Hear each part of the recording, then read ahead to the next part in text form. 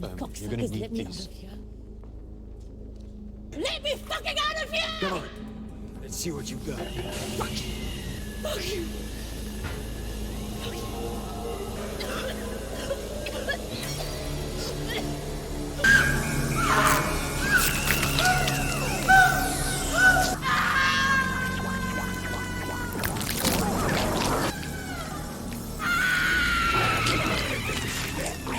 Yes!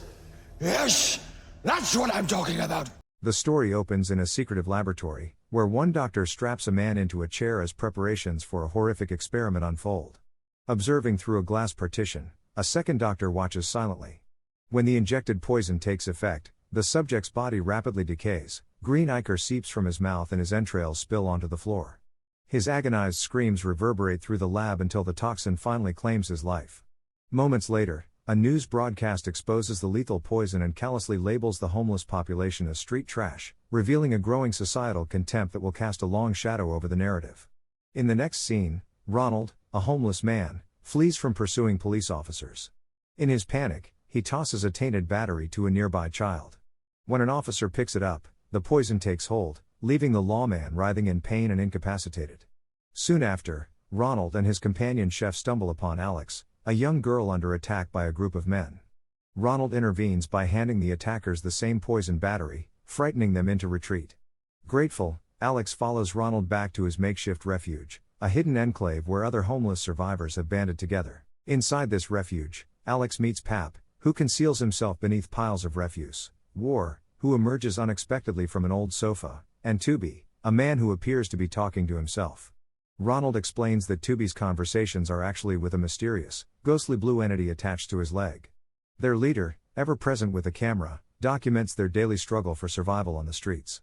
As Alex integrates into the group, she observes their unique dynamics. Pap and War frequently clash, while Tubi continues his eerie dialogues. Ronald and Chef compare themselves to onions, layers of hidden resilience and value unseen by a society that deems them worthless. They begin teaching Alex self-defense techniques, and she impresses them when a single punch draws blood from Chef, earning his admiration. One day, while sneaking near a podium, the trio overhears a businessman proclaiming he has developed a machine to cleanse the streets by eliminating trash, a thinly veiled threat to eradicate the homeless.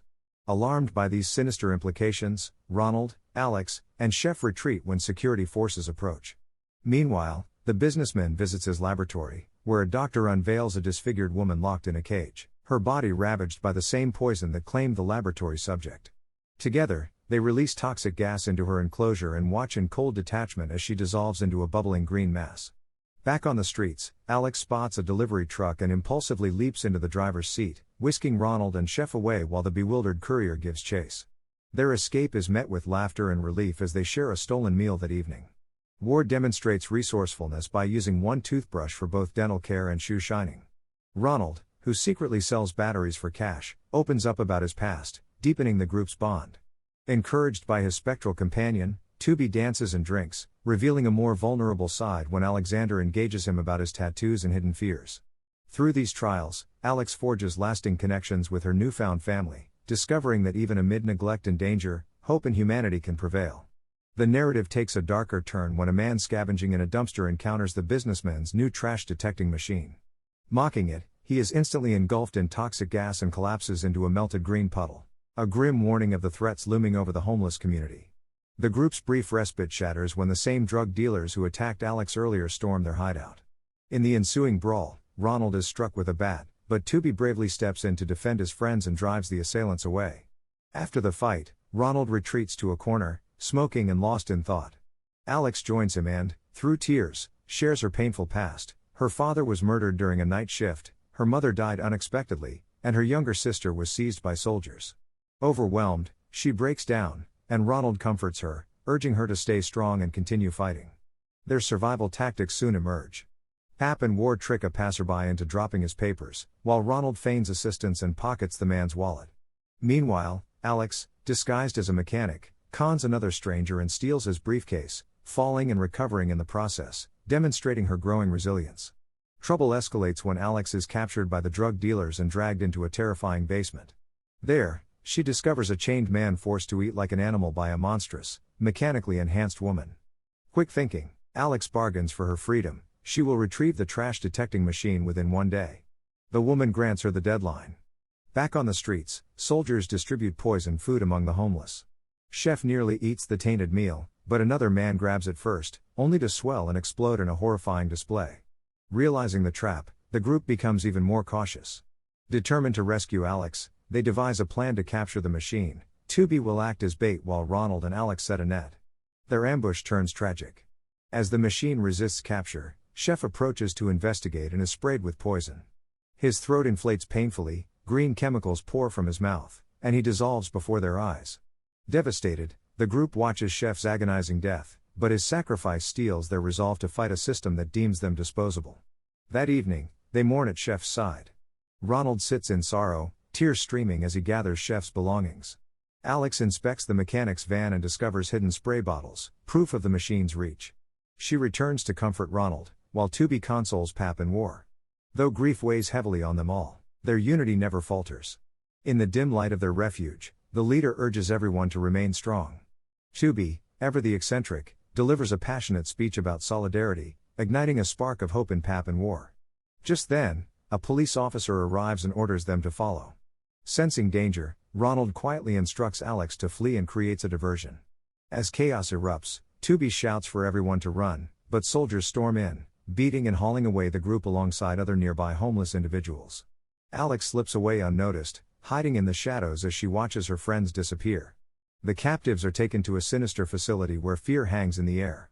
A terrified woman pleads for Ronald's help, only to be silenced by a single gunshot from an indifferent officer. Determined to rescue her friends, Alex sneaks back into the basement where she was once held. To her astonishment, the woman has vanished, and the man who suffered the poison's effects now leads the captors, desperate for allies. Alex pleaded for their assistance and was handed a gun before slipping away. The scene then shifts to a grim detention block, where Ronald, War, and Tubi share one cell while Pap is held in another across the corridor. War anxiously devises a plan to rescue Pap, but officers arrive and transfer Pap's cellmates to an undisclosed location. Locked away again, Pap's group is confronted by a sudden release of poisonous gas. Thinking quickly, Pap retrieves a gas mask from a fallen inmate, saving himself as the others succumb. Outside, a self-important doctor, convinced of his own genius, mumbles to himself. Desperate, Ronald and War appeal to him for help, and Tubi forcefully seizes the doctor. Searching his pockets, Ronald discovers a set of keys. At that moment, a former addict who had tried the mysterious booster appears and offers Ronald another dose. Grateful, Ronald consumes it and experiences intense, unusual sensations. Hidden nearby, Alex spots crates of spray bottles and steels herself for the coming fight. Using the recovered keys, Ronald, War, and Tubi free the remaining prisoners. Bolstered by the booster's effects, Ronald channels an almost animalistic strength, seizing a weapon and firing upon the guards. His friends join in, turning the officers' own firearms against them.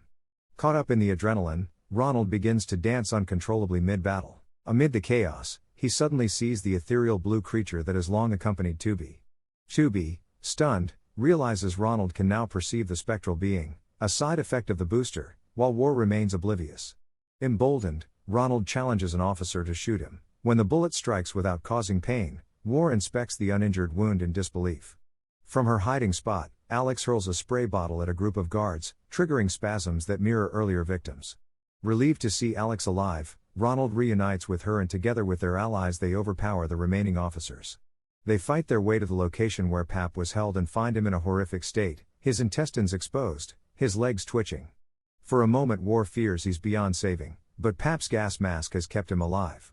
Tied to Tubi's back for support, Pap joins the counterattack by spraying chemicals at pursuing officers. Even the blue creature lends its aid, helping the group blast through the final line of defense. Bursting onto the street, they interrupt a politician delivering a triumphant speech, the man responsible for the lethal machine and poisoned food targeting the homeless. Enraged, Ronald, Alex, War, Tubi, and Pap charge the podium. As the politician attempts to flee, Alex flings a spray bottle into his mouth. His throat balloons grotesquely, green-yellow fluid oozes as his body convulses and expands. Though poisoned, he continues to babble incoherently until Tubi ends the horror with a crushing stomp. When the dust settles, the ground is littered with bodies. Tubi huddles quietly, speaking to the blue creature. The spectral being bids him farewell and vanishes, its mission complete. Tubi's expression darkens as he mourns the loss of his companion. Sensing his sorrow, Ronald, Alex, War, and Pap gather around Tubi. In shared silence they draw strength from one another as the story draws to its close.